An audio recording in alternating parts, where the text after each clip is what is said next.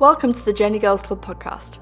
We're a private online community of young female entrepreneurs, founders, and freelancers, leveling up in life and business together through genuine friendships and big ambitions. You're in the right place if you want to surround yourself with more girls on your level, having deep conversations while learning and growing through all the challenges of entrepreneurship and personal growth together. We're so happy to have you, and let's get into today's episode.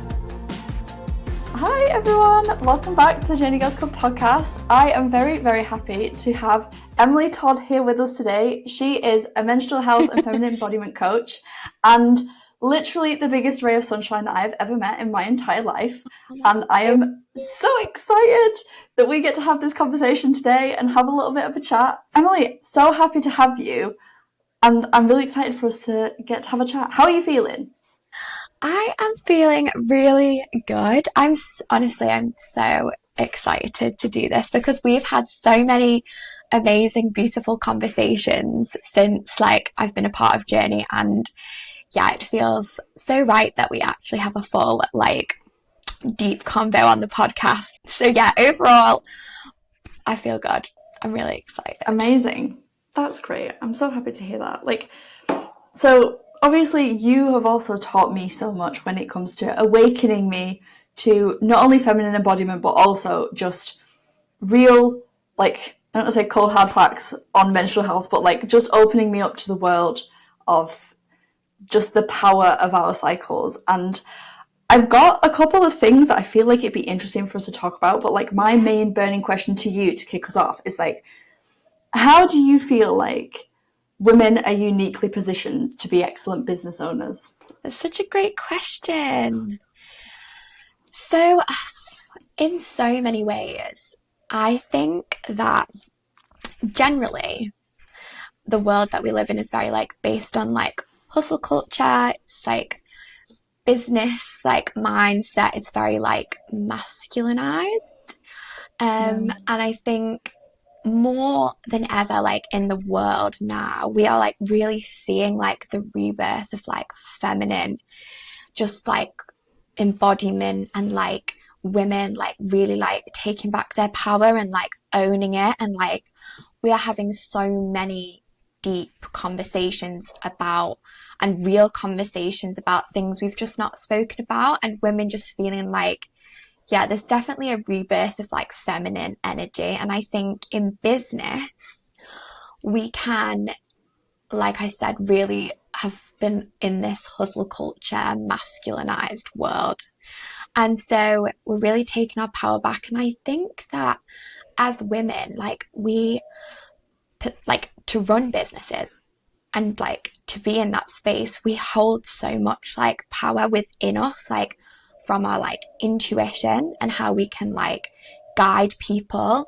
And I think sadly it's been pushed out a little bit, and it's definitely something that I don't like to talk about patriarchy or anything, but girl, for so long we have been pushed out, and our intuition, our power, the deep wisdom that women hold in themselves that the men in our lives or just don't necessarily have. And I think as women, running a business and utilizing that is incredibly it's such a gift, and we should all be able to do that. I think maybe it's something that we've, I guess, unlearned or had to unlearn from conditioning that we've had in society. And so coming back to self and our true innate instincts, intuition, inner guidance, wisdom, is amazing, and allows women to be incredible leads. And I'm trying to tap into that so much more in my life, and my whole business is literally about tapping into your feminine power and allowing that to guide you. But it's very different.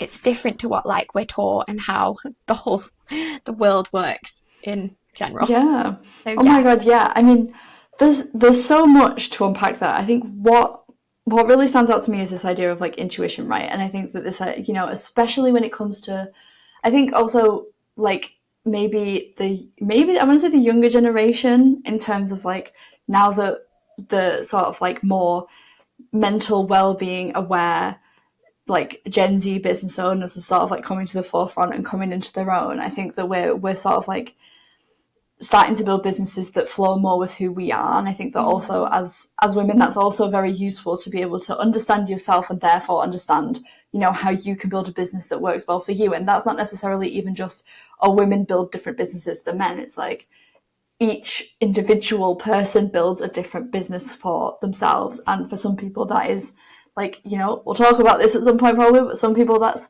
you know, static repetition, generator energy. And for some people it's highs, lows, ups, downs. But when it comes to like intuition, exactly, when it comes to like intuition, and like the fact that it's sort of like been conditioned out of us is something that I've been sort of like thinking about a lot more when it comes to, it's not necessarily societally or sort of say evolutionarily.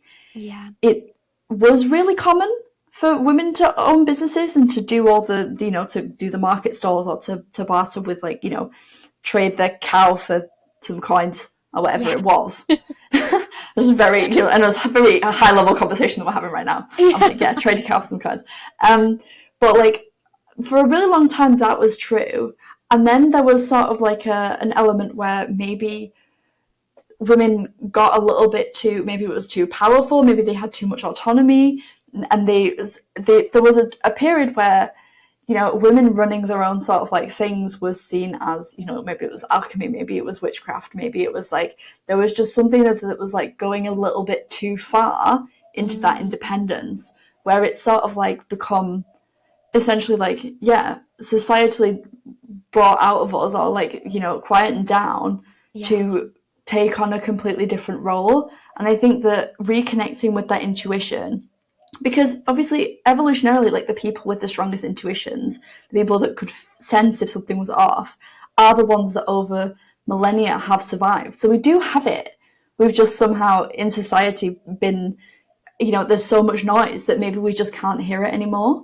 So true. And like that point on like there being so much noise and us being like just like not being able to find that like inner connection is something that really resonates with me recently, because I felt like when you are so busy and you are in that like hustle state, or you are like, you know, being that badass woman that's like go go go and you've got a million things on your plate, and most women do, we're like juggling all of the things, and it's so noisy that we actually like we can't like deeply connect to what we really know inherently. And like it's only when we get like sit in like stillness, sit like with me. So recently I felt like I was kind of stuck, or like I couldn't really find what was already in me and what I already knew intuitively, instinctively, like what my body knew. Until I actually sat with myself, like meditated, actually just genuinely, it's stillness, because it's creating just space, right? Yeah, creating space for pure stillness, for the answers to come up, just, and until you give yourself that space, that stillness, that time, like you're going to be like scrambling to find. And I think so many of us go all of our lives just like scrambling to find these answers that we just didn't give ourselves space to basically hear, because we already have them in the world, in our like world already.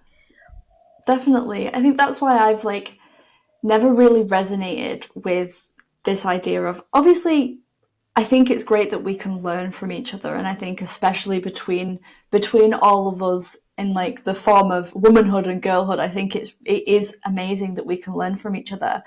But I also find that some of the best businesses, or some of the like most interesting stories of how people have come to do what they are doing, or how they've created businesses that are unique or one of one or that suit them, is by answering all those questions themselves. I feel like I've definitely had that experience where, you know, people have been like, oh, you know, how did you go about building Journee Girls Club? And I was just like, I literally just I just made every decision intentionally through my intuition and thinking about what I would want and what my friends would want. And I ended up building a business I've not bought a course to learn how to do this for money. Like, it's not about that. It's more like, how do I create value and build a life that aligns with truly who I am? And you have to be able to listen to your intuition for that. Otherwise, you'll always look for the outside answer, and you'll end up building somebody else's business. You'll end up doing what worked for somebody else. But again, that person might have been a completely different genetic makeup, human design. Like, they might have been completely different to you. And it might just, if it's not clicking, you might think that it's because there's something wrong with you because it worked for this person over here. How have you found that in terms of building your own thing and building your business? It's like we're all living our own experiences. Like, so what might have worked for somebody else or how it worked for them, and but it's what you said was it's very much a feminine way of working, like just getting in touch with that alignment rather than taking the course, spending money on it, focusing on the money aspect of it or the growth, rather than just truly aligning. And we are all going through our own lived experiences, and that's what's worked for that person, not necessarily for you.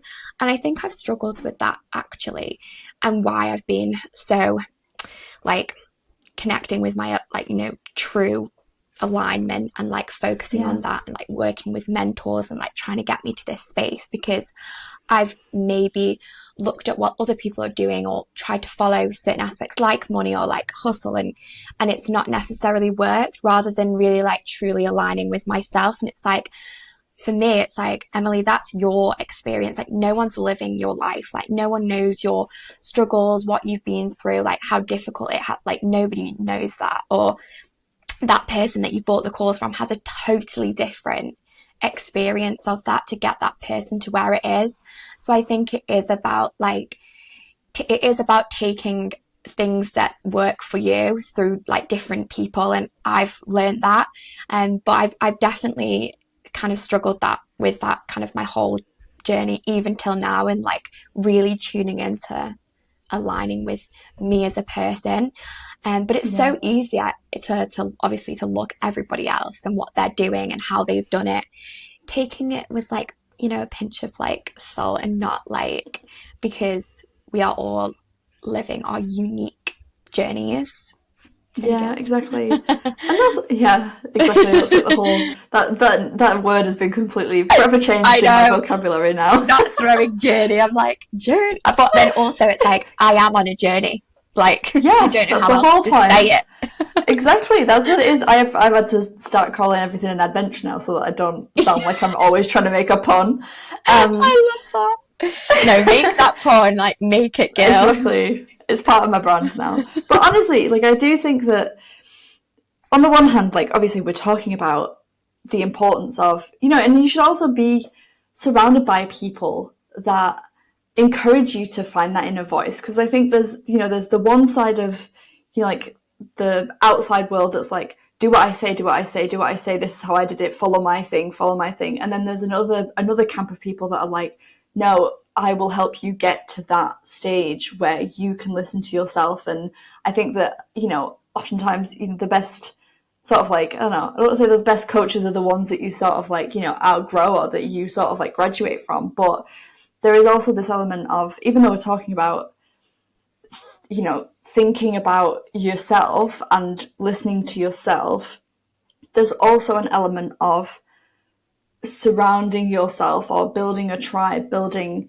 a community, and also just like, again, as women, that inherent power of togetherness and that support that actually helps you bring out a lot of that. Maybe it's a safety thing, maybe it's like because based on, I don't know, maybe I'm going on a bit of a tangent, but the whole like everyone's cycles syncing up and stuff like that there is something there, right? What do you think about that? There is such something there with like, I guess, connection, togetherness, like women coming together. And I think that is something that like when I built Femme Collective, like now, like, I don't know, probably more than 2 years ago now, that when I first built that, like the whole purpose of it was like, yes, it was about menstrual cycles. Like, yes, that's a massive passion of mine. Like, yes, I enjoy talking about taboo topics, and I felt the calling to really like go in on that because of personal experiences. But togetherness and connection and like building like a sisterhood is something that I was so passionate about. And so that really resonates with me, because like Femme was all about kind of bringing women together, and really like, because when women come together, like it's such a powerful thing. That's why I love women's retreats. That's why I love women's circles. That's why I love Journee Girls Club. That's why I built Femme Collective because when women come together and they support each other, it's like an incredible thing. And I've come from an experience where I've had struggles with women, like friendships. I've had issues with, like, I guess this competition mentality that women are conditioned probably from very young age in society, of like that women almost kind of feel like they should be competing against one another, and we're like competition. And I think that's come across, and I've had that a lot in my life, from different experiences, like lots of different types of experience, and it's really sad, and I still see it sometimes now. Like I see that like mentality, and it really like upsets me, and like it makes me so sad, because I'm like, since joining Journee and since building Femme, and what it was all about is really because when we come together, it's like, it's so powerful, and what we can achieve together and what we can do is incredible. But I think we let sometimes, I mean, it's so sad because it is comparison and social media and conditioning that has put us kind of maybe pitted us against each other. Like if you go back all the years of like how women have been like pitted, 100%. So yeah, togetherness and that connection and building sisterhood and being a part of that, and really like, also it's kind of like that personal, like I think we all have a responsibility as women to, because even for me, when I was, even a few years ago, like I still had that potentially that competition mindset and that scarcity, and feel like, oh my God, she's doing amazing. Like, and it's, rather than seeing it as an invitation, I would see it as like this, like, not great thing, that I was like, look at her, what she's doing. And you would feel very like, it would instill spur something in you. And that's our responsibility, to like knock that conditioning for everybody else and all of the women that we bring into our lives, the future generations, is to like stop that in its tracks when it's happening. And I think for so many years I would like stop it and be like, why do I not see this woman as like an invite to do better, to be better? And I see it as like a threat. It's not a threat. And I think so it's our responsibility to take that, see it, and like stop it in its tracks. And I think because I was aware, I was able to now get to this point where like, I really just love watching everyone do amazing. Like it's the best. And like everyone, especially in the club, is just next level. And it's such a great thing. We're in a unique position where within the club, everyone sees that as an invitation. Everyone sees each other's wins as, oh my God, if she can be that confident about this thing, why am I not that I need to be that confident. Like, I know that there's things that I'm that confident about, but maybe I'm feeling that same thing. And I'm just like, I think that we've sort of created an environment where when one of us shares a win, we're opening up the floor to everyone else to share a win as well. You're not overshadowing. You don't have to wait. You can just, one person sharing a win is like, okay, anyone else that's got a win, please talk now, because sometimes it's like, it doesn't feel like you're called to share that until someone else shows you the way. And I think that we're basically essentially constantly holding each other's hand and giving each other that almost like validation and that support, to be like, no, it's your turn. Like we're all clapping for you, and we're all like, we're so focused on you winning that we're sort of like, we're all like pulling each other up in that sense, like constantly finding new levels. Where like, what are you thinking about that? What's your initial thought? It's so interesting because like I feel like when it comes to being in like this girl group where there's like 20 girls now, okay, like I come from a space, or in my life, my experience is that, especially when you are younger, and especially with the people that you're close to in your certain local area, like usually a group of 20 girls, like that's cause for like chaos, because Yeah, it is. women It's don't risky. necessarily always pull each other up. There's a lot of, not sabotaging, but like there's a lot of that mentality rather. There's like at least 5 other group chats. Yeah, there's so much. So it's almost like the way it's been designed and the way it's like you've like cracked the code on how like a girl group should like be and should run, and it's about, and genuinely I think because everyone is so like-minded and it's been like filtered to be like that, that is yeah, because it's almost been designed, like totally designed in that way, but it works so well. And like you say, we're all just constantly lifting each other up. When someone else wins, we're all clapping, and it's, I think for somebody else looking at this or hearing this conversation and seeing, like, they'd be like, wow, like a girl group can actually be like that. And there's probably nothing that they've experienced before, because I mean, I've never experienced anything like it before, or even thought that could be. So I didn't realize I needed it until like it was in my life, and now I'm like, this is incredible for a woman, like for any woman, because it's like, and like I said before, like I love going to like women centered like circles and retreats, and our connection like as women is incredible, and just being able to have that online in a space where everyone's so like-minded and constantly lifting each other up, it's like, yeah, it's going to, and it is enhancing everybody's personal lives, careers, because of It's like an unlock. I feel like for me that was definitely, especially as like I say like the only business-minded friend that in my like group of friends before I moved out here, and it feels like now all of my friends are business-minded friends, which is completely wild to me, because I genuinely for so long thought I was on my own, and I'm like, I don't want to spend the whole time talking about Journee Girls Club, because actually I'm way more interested in a lot of other stuff that we need to talk about. But I'm like, do you feel like, were you the only like business girly in your friendship group? Yeah, definitely. Like, there's no doubt about it. First of all, I don't come from a background of like a big group of girls. I had very like secluded individual friendships that would span like such different ages, different like some of my oldest closest friends are in their 40s. Like I've have so many secluded individual groups, struggled in school, and so yeah, I really don't come from that, like, but you're the same.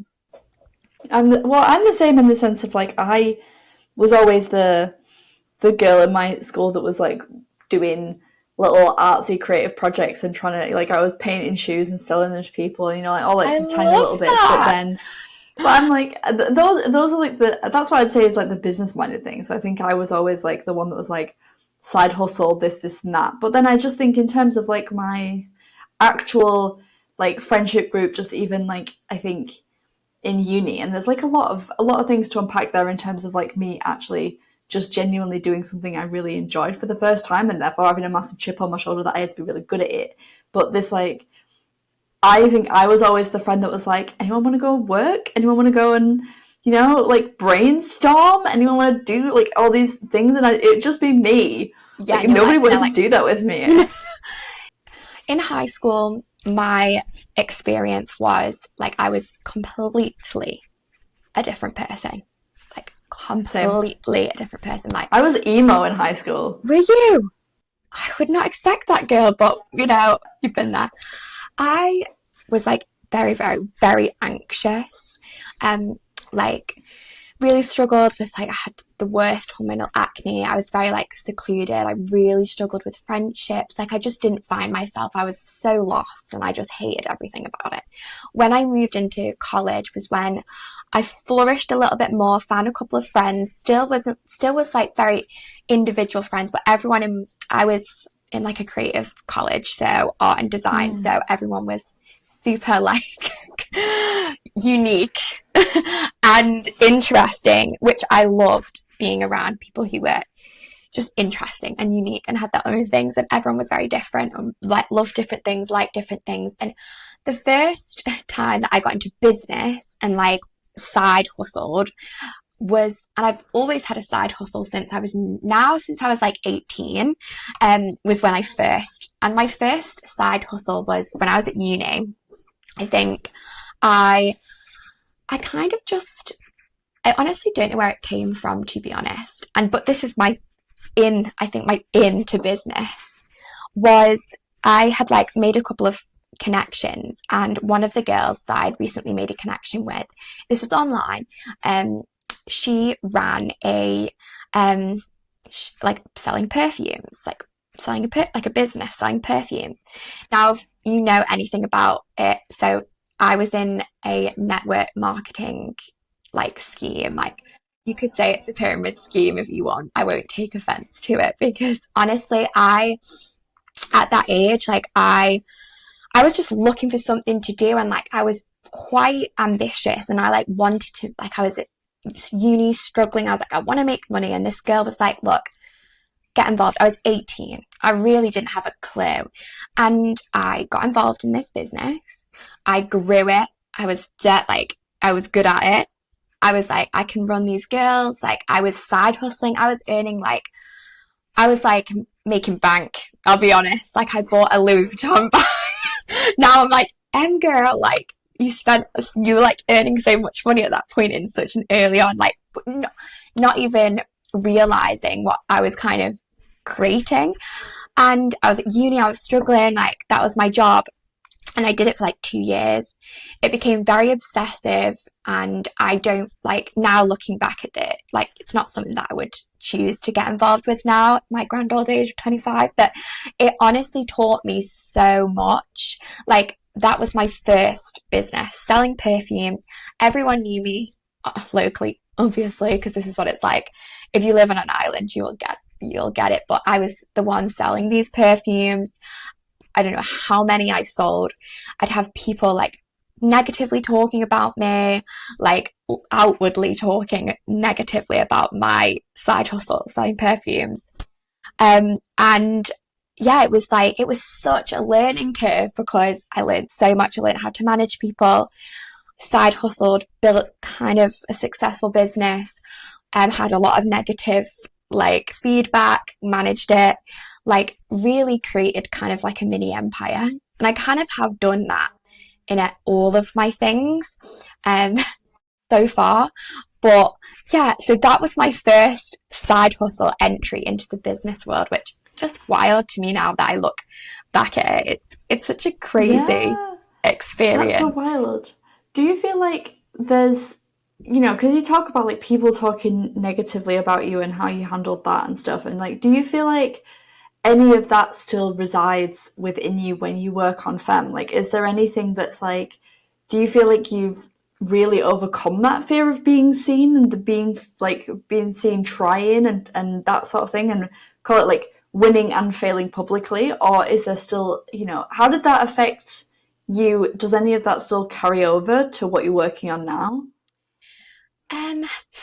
Yeah, I mean, it definitely does. It definitely carries over, not to the point where I think I let it necessarily like deeply affect me as it did, because I think I've really pushed past like so much negativity, especially when I was younger, and like comments externally. But I think genuinely I'm like kind of grateful for it now, because whether it was my podcast or when I used to do YouTube videos or when I built my perfume business, it wasn't necessarily like, looked up to. But I think all of those things really built such like a deep backbone, like even from college, like what I had planned, what my career path was and what I wanted to do wasn't necessarily like cheered on. And there's been a lot of that in my life, honestly, from like since I started, and now it's built me to who I am. And I think, yes, it does affect me, but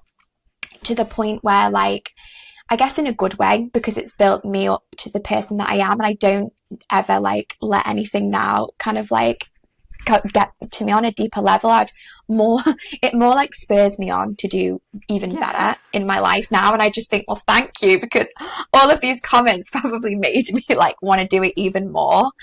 And I guess I always just think like, I always like, when I'm like speaking to the universe, or I'm like asking for guidance, I'm like, why did like all this, like, I guess when it comes to those comments and like negativity like come towards me, and I just think, well, maybe it's because they're building a backbone for something like even bigger in the future that you need to be able to have. Because honestly, like, that's so common, like when people are building stuff, and like especially people who are maybe in the public eye who've built something amazing, like the backlash can be like insane. And I think, yes, I've had backlash. Now when it comes to femme, I think there is a slight part of me that's like, maybe it comes to like letting people down, or like maybe the I kind of told you so if it doesn't necessarily work out. And those comments do, I think, affect my decisions sometimes, on like, kind of, rather than what, maybe following what lights me up and like my personal kind of like journey, and maybe I focus too much on what I think I should be doing, or what I think other people want me to do.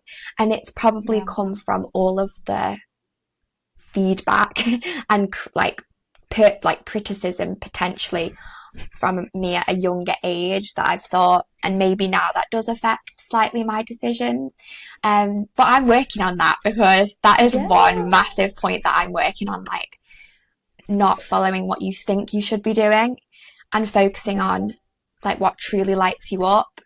But it's so hard. Other people's opinions is a massive one. Like, that's definitely what I've been considering a lot when I think about how much risk I'm taking within like my business, is like how, you know, what I think, just this idea of being perceived, right? This perception element of being like, is this going to be received well? And I think even for us, like, we, in the grand scheme of all of the people that exist on the planet, we've got a relatively small impact, but we do genuinely care so much about the people that we're impacting that it's all about how people will feel and how people will receive whatever information it is we give them, or whatever moves that we make. And I think that being able to discern, where am I acting out of, you know, out of fear, or out of like this idea of holding myself back because of, you know, whatever the opinions might be.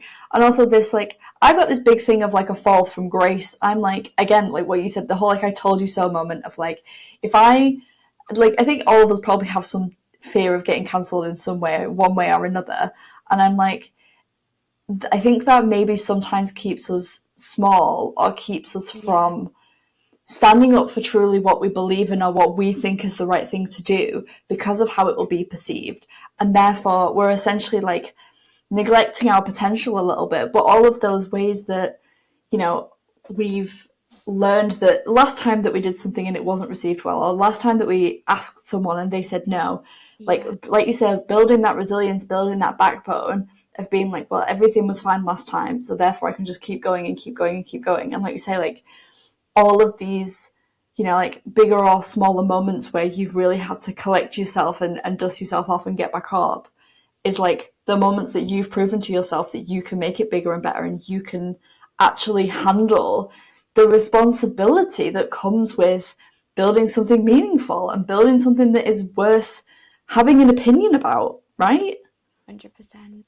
I like can't tell you probably how many times I have held myself back, maybe on even what I'm saying or what I'm advocating for, because like, I mean, just being in like the space, I guess, in women's health, in like talking about menstrual health, like clearly I don't care too much about what people say, because I've built an entire business around periods, and like people have so much to say. Like, I can't tell you how many comments if I've done something like locally, publicly, like the comments that I've received, serious, I know most of the time it's from like, you know, middle-aged white men, and they're just like kind of like in their little box, like typing away and being super negative. And I've had some really just awful comments, and I'm like, how can that even happen these days? But I'm like, I remember building a business like solely around periods. And I honestly can't tell you how many times I have like stopped myself from, I guess, advocating for something or saying what I feel purely from the perception. I'm like, oh, how are people going to perceive that? Like, how is it going to be received? And I'm like a very like honest person. Like all of my friends close to me would say that I'm very honest. I'm very upfront, like with everything.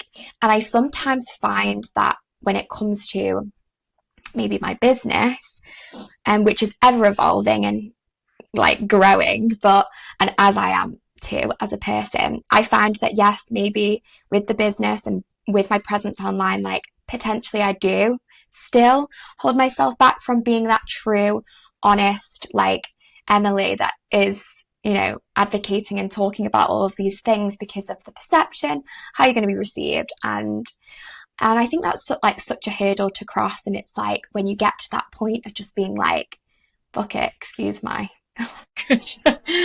and just being like, I love it. And one of like my favorite people to follow is Florence Given. I know I've probably said that before because I love her book. But she has this attitude of just like, she's just the most authentic herself person online that I've ever seen. And I am a very authentic, genuine, like my friends in person would be like, Emily's the most Emily you could get. Do you know what I mean? Like I am me and I'm unapologetically who I am. Online, not like that. It's such a difficult one to cross. There's a second guessing. There's a second guessing element. There's like a difference. There's like with posting online. There's like a little an in-between moment between the thought coming out of you and the thought going out into the world. Whereas like in real life, that doesn't exist. In real life, it comes out your mouth and then it's out there, and then everyone knows who you are. 100%. And it's like there's honestly a skill to learning how to literally be like, pick up the camera and be like unapologetically who you are as you are, with no second guessing, with no like checking myself, like, is this right? Like just being in this space. And like she's mastered that so well that it's just, and it just is so refreshing to see. And like I truly hope that I will get to that point in the near future, like, but it's a skill and it's work. It really is. Yeah, there's definitely like a practice element, and also, like you say, building that trust with yourself and building that confidence to be like, no, I know who I am. And also I think, I don't know, for me, I think that there's also this element of constantly checking myself, because obviously like we're the only people that hear all of our thoughts, right? And I would say that obviously like we've talked about this in the club before, about like how most of our thoughts default to negative to keep us safe. And it's like, I hear all my negative thoughts. I hear all the things that I've retrained myself or reparented myself to stop thinking. And it's like, you hear 100% of the thoughts that you have. And therefore, there's this constant question of being like, am I being the person that I want to be? And I mean that in the sense of, I don't want to say anything that upsets anyone, or I don't want to say anything that ruffles some feathers, or it's like, am I being a good person? I think that also like there is a like a feminine element to that somewhere, of being like, am I making everyone happy? Is everyone happy with me? Am I being a good person? And that constant question of like, does this hold up to me being the perfect version of myself that I must portray online? That's what I think Florence Given does very well, is just being like, I'm just me and I don't have to be perfect, and I can say something that's a bit like sideways and then, learn from it or retract it, or be like, no, I actually do stand by that. There you go. It's that, I love that, because when it comes to women, like we are inherently like more like people pleasing, and like we're always thinking about other person and not about ourselves, and trying to people please and not setting boundaries and not saying no and just saying yes, and like trying to be the perfect person, which, like you say, she drops so well. And like I feel like in my practice and in my life, like I have really, really had to drop and unlearn that like people pleasing mentality. Like literally, like now I'm like always saying no to allow the right things to come in that don't align with me. And still, though, like, we're still learning, but I'm definitely like going still on the people pleasing journey, but it's gotten so much better.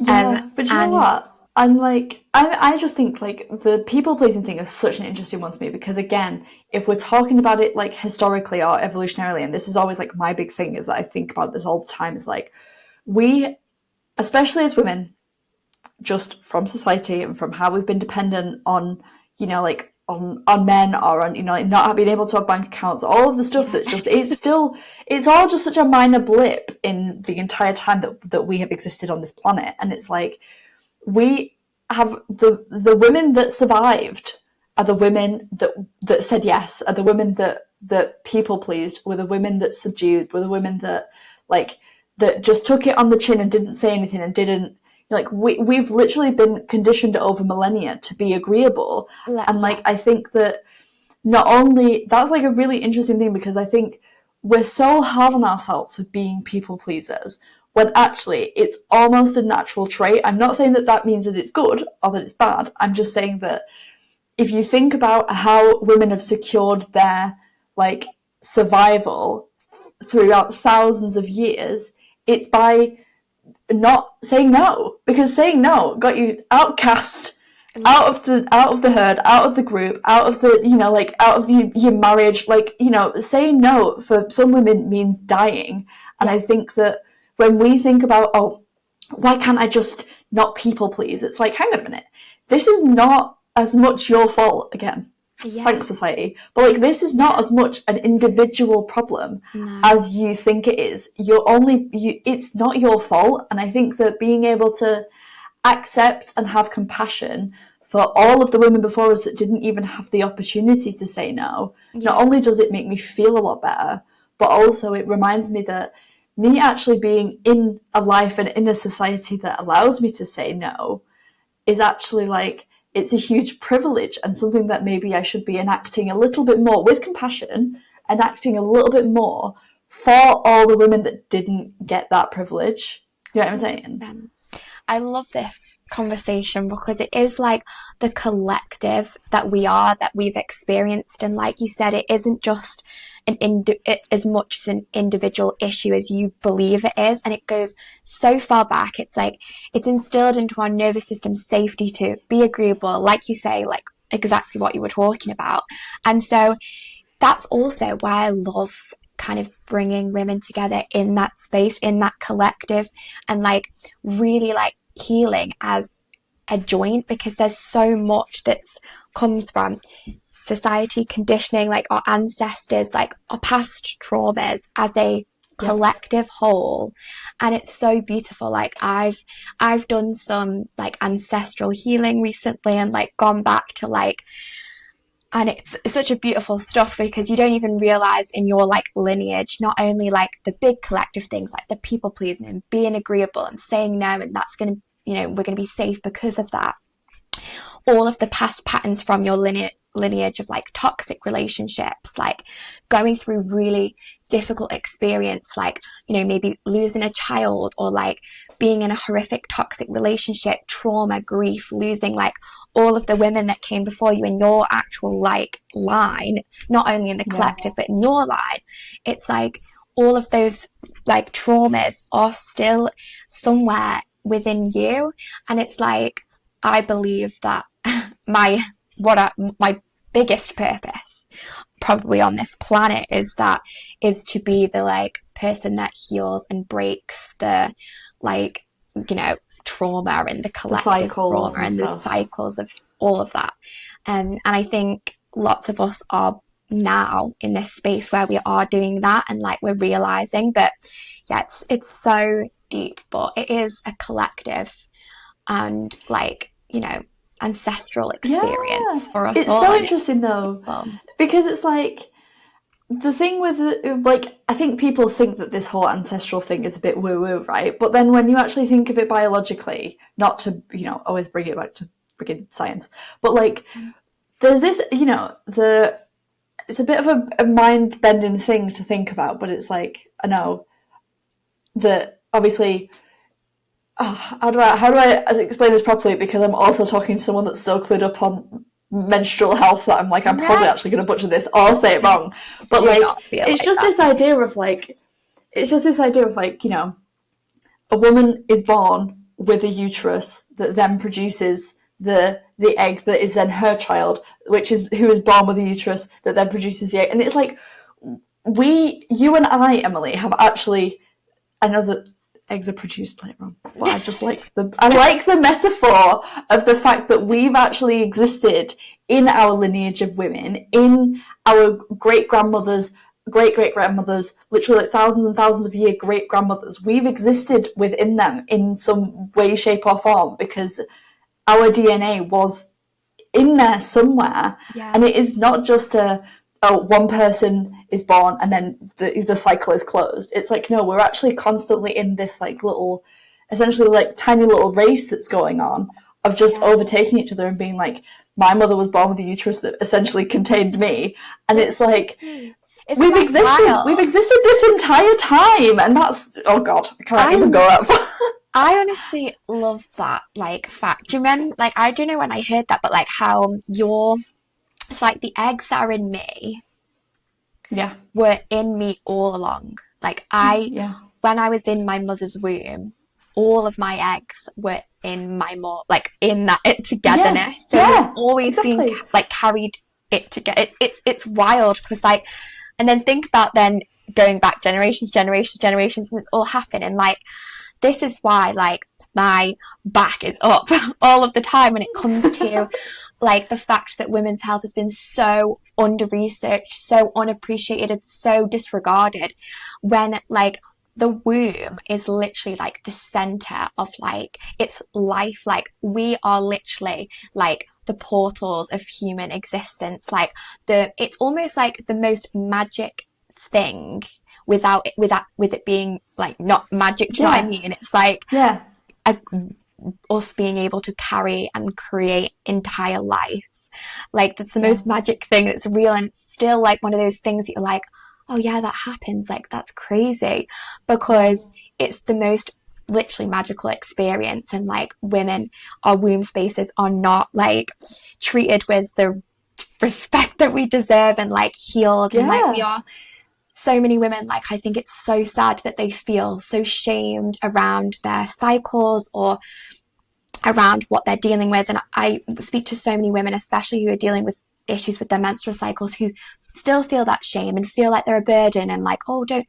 And it's like, you are literally like the portal of life, and like your womb space is the center of it all, and like, we should be honoring that. And if we go back millions of years, like if we go back to like people who like would actually see the womb for the amazing portal that it is, and like what they would like really honor it in that space. And I love it now that we are getting, you know, we are pushing past that. And you know, I'm in spaces where I've like seen women do incredible like womb healing, and I've done womb healing, and like beautiful women's circles where they're really honoring that and like allowing us to come back to self and like our true like instincts. Because at the end of the day, the reason we have so many issues is because like the world is not designed with our rhythms in mind. It's not designed for us at all. And so that is why we struggle, and you know, we're surrounded by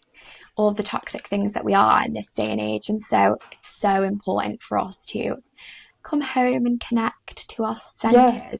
Definitely. And it's not woo-woo. It's fucking it's not woo-woo. It's literally science. I tried to retract it so much. It's like, when like it's woo-woo, I'm like, putting your feet in the bare grass and like hugging a tree is not woo-woo. Like, you will feel amazing. The thing that stood out to me most about what you've just said is like, the reason that all of this, you know, that it's being neglected right now is because obviously we're in a society now where having all of these different considerations as to why, you know, like you say, like the womb space is so powerful, and because it's not productive, right? I feel like honestly, when it comes to like productivity, it's like we are taught that like productivity and like rest isn't productive, for example. And like for me, and like for a woman, and like for me also, talking about human design because it's such a big part of my life now, but like being the projector that I am, shout out to any of my fellow projectors, but like rest as a woman, and as for me and for my business and for like me as a projector, for my literal design and how I work best, like rest is incredibly productive for me. And in the world that we live in, it's like rest is not seen productive. It is not seen for us. Like if we are resting, it's like we're lazy and we feel terribly guilty about it. And that's an incredibly unfair advantage, because if I look back and do all of the work that I have done on myself, around my menstrual cycle, around feminine embodiment work, around human design, like all of the things will tell me that rest is incredibly productive for me, and it will give me the space for the answers. Like I need it, like truly, to live my full purpose and my full design. But you know, the world that we live in will describe that as lazy. You would feel guilty from it, and it's in no way productive. And so that is a massive unfair advantage, because I think like without me learning that off my own back, right, I would push myself into burnout for existence. And so many women burn themselves out because they are looking at what the outside world and this conditioning of the masculinized like world that we live in. And okay, that's fine, like masculine and feminine energies are all very important and we need both, right? Because if we lived in our feminine, we wouldn't get anything done, okay? But it's really important that we like de-learn that. And I think that's why so many of us end up in burnout. So many of us end up like not living our full potential and feeling completely drained all the time, is because what we're being taught is productive isn't necessarily what is for us. And I feel like since learning that, it has seriously helped me. Sounds like a massive like mindset shift, like you say, like, and also like the unfair advantage there is like, and again, I think, you know, if we're talking about human design, I don't know as much about it as you, but like I'm a generator, which feels like kind of the opposite, I suppose. Not really. Would never describe these different things as, you know, in conjunction with each other, like opposites, but they're very different ways of working. And I think that what I sort of envy about the projectors, are just in general the non-generators, I say, is like that you have that clear, not like clear cut difference, but you're actually really in that space of rest and that space actually also enjoying your life for exactly what it is. Like I think there's the flow of like, I'm working on the future and I'm enjoying the present. And I think for me, those two things are slightly different. Like for me, I think the weight of me thinking about the future and working towards something. Maybe it's also because I'm a bit of a workaholic. I'll say that. I don't think that has anything to do with being a generator or a projector. I think that's just an insecurity of mine. That's just a brain one. But like in general, I would say that, you know, as a projector or someone that lives a little bit more in flow or allows themselves to live in flow, which is incredibly strong and courageous, I also find within the society that we live in, like you're enjoying the life that you're building for yourself while you're building it. I think that's like a massive, that is an unfair advantage, because a lot of people just let it pass them by, myself included, probably a little bit, to be honest. Yeah, I really, even not knowing what I was, like I really enjoy the projector like design for what it is. It's like you living in, like you being your most joyful and living in pure joy and being present and just allowing things to come to you through just pure joy, and like your joy equals success and abundance. It's like, that's an amazing thing. But also although it's like, it's the one that's most interlinked with like our feminine energy and like what it is, like they intertwine so well and so beautifully. But we are all, I think, from my point of view, as an unfair advantage would be that the world is very much generator style, and that can be something that we've been like, I guess, conditioned. Like I always believed that that's what I was in human design, and so I like lived like that. And also lots of people who were around me also were either generators, mani gens, like in my circle. So like we did it in my like close friend group, and no one else was a projector, and I was like, oh my god, this is crazy, because I've literally been living surrounded, and I've been looking at these people and what they're doing, like, I should do that, this is how I should do it. And then I realized how much deconditioning I had to learn, like, whatever you're taught, it ain't it. And it's now like, oh my god, now I'm going on this unlearning journey. And so that would be that. However, inherently and instinctively, I love the projector like design way, but there's a lot of unlearning. It's very closely tied to our feminine, which I love because it makes a lot of sense for me now that I've deep dived into it a little bit more. And now that I'm talking about it, everyone's like, I need to do mine. I'm like, you do. It's so cool. Yeah. But that comes back to what we were talking about in the beginning of like, we're all on a certain journey of self-discovery, of personal growth, and I think that it does come back to thinking about, especially when you say you were surrounded by all these people doing something different, or doing, you know, like being either generators, or they were all working 9 to 5s, or whatever it might have been. You look around and you think, is there something wrong with me? Because I'm not like that. And I think that, again, like you say, doing that like deep dive into who you truly are, and for you that was searching out what your human design was. For me, that was moving to Asia to figure out who I really was. Not saying I found myself in Asia, but like I do think that removing yourself from your environment in whatever way resonates with you, and being like, hang on a minute, who am I actually? And where are the people that are like that? Because it's not that they don't exist, it's just that you're not surrounded by them, right? And I think that that's like the thing that stands out to me the most in terms of what we've been saying, is like, it allows you to question what things work for you and what things don't work for you, and then say, hang on a minute, let me tap into that intuition, let me listen to myself and figure out what that is, what that means for me, and what that is for me, right? Because it's like, they're all just tools, right? Like tools to become the best version of yourself that you can be. Like, same with the stuff around like on menstrual cycles. That's all, it's all just tools in order for us to be able to be the best person, like go on this self-discovery route, heal, transform. Same with human design. It's like what you take from it, and as you will, whether you believe in it or not, like they're just tools to allow you to flourish. And whether I'm like super into it for the next like year, and then after that it like I decide to find something else, or I evolve and it drops out of my life. Like, I think same with environment. Like, currently I've lived in the same place that I've lived all of my life, my 25 years on planet Earth. I've lived in the same local area, barely moved out of like the literal like the smallest city in the probably the world. I've never moved away from that. And so like eventually we will, and we want to. And I think it's like we're constantly evolving. You've gone to Asia, found yourself there. Like, that will happen, I believe, in my life, that I will eventually move environment too, because that is such an important point. But like you say, right now it's all just tools and to evolve. And like when I'm ready, that tool of me moving out of my environment will help me. Whether human design will be a part of my life, like for my practice forever or for a small amount of time, it's currently what is helping right now. Like, even you in Asia, like, I'm sure like they'll get to a point where you're like, this is not the right space for me anymore to grow, and I need to move on.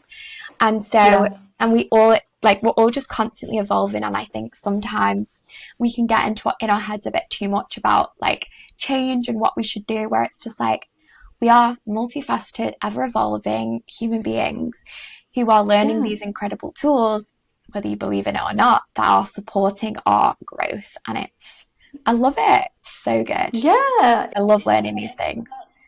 What I love about that is the fact that I always see it as, you know, like when you cut through like the bark of a tree, there's always like all these like layers, and it's like how you tell the age of a tree. And it's like, much like we grow up, you know, around ourselves as we, you know, like as we age, like there's the 4-year-old version of me, and then the 5-year-old, the 6-year-old, blah, blah, blah, blah, blah. Like, actually, as we literally grow as human beings, right? I mean, I know that we don't have layers, at least not scientifically. But what I'm actually trying to say is, like, I think that it's perfectly fine to evolve to a new sort of like version where you're like, okay, this ring was the was the human design ring, and then this ring was the, you know, like this sort of productivity, or this ring was the 12-week year ring, and this, you know, it's just like all these little tools that we learn along the way, we're actually growing like around them each year. So they'll always be the parts that resonate with us, that we use and that we keep and that we, you know, like treasure and use actually to grow ourselves. But they might become less prominent, they might stay on for the next round or not. Like, I think that that's such a beautiful thing, and I think that especially with all the stuff that's, you know, like say based on where you live or based on where you were born or what time you were born, all that sort of stuff, I just think, you know, there's so much seriousness in the world, and I think that we, as people who, especially the human race, has always looked for something bigger than themselves to find meaning. I do think that all these little, you know, like little elements of personal growth and little elements, human design, astrology, like all the stuff that's like, you know, not backed in hard-hitting science. I'm just like, we deserve a bit of fun. Honestly, and a bit of... I have like this conversation, I love it because I'm so passionate about, one, like not living like my life is so unserious, right? I was literally deciding where I'm going to move to based on some astrocartography graph that I was like, based on like my like star sign, where I should move to. Where is it? I want to know. I was like, yeah, and I also want to know, like, that was going to be my next question. It's like, out of all the places, because I've been on this like little bit of like a journey of like, oh, I really want to build my business, so I'm going to go to Bangkok, and then I, you know, because it's got all that energy, it's got that like, you know, like New York sort of like vibe. I don't talk about this all the time, but then like I'm now in Copenhagen, where I'm like, you know, everything's like really hippie and meditative and getting into like yoga and breath work and all this sort of stuff, and it's like that being really normal here. Like seeing someone sat on the side of the street doing breath work, I'm like, that is so fucking normalized here that now I don't feel like I'm being held back from doing that sort of thing if it's normal. So I'm like, what? The next place that you move to, what kind of person would you like to be in the next place that you end up living? Like, what's the vibe that you're going for right now? Like, so basically, I'll tell you because so this is how unserious my life is and how much like I just love. I want to know. I need to know. So when I recently did like so I used chat because chat knows all about my human design, me as a projector. It knows my background, my business, like its memory is got it all down. It's like it knows everything about me and how much that means to me, and I want to take it into my life.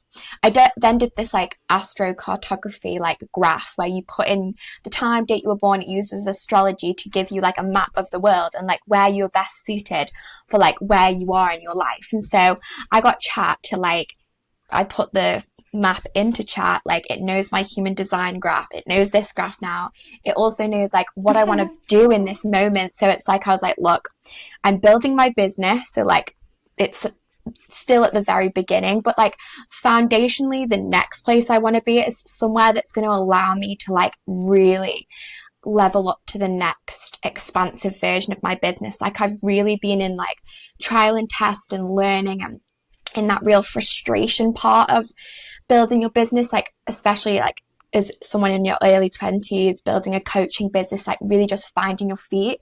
And I want the next place to allow me to really expand and like be a part of like just a great energy that allows me to flourish as like like with complete time freedom, all on my own accord, like living my true alignment, but also somewhere that's like one, like the weather is way more like effective to my growth as it is like over here. It's so difficult, like, you know, if you live in the UK, you know, if you live in the Isle of Man, it's really, really difficult.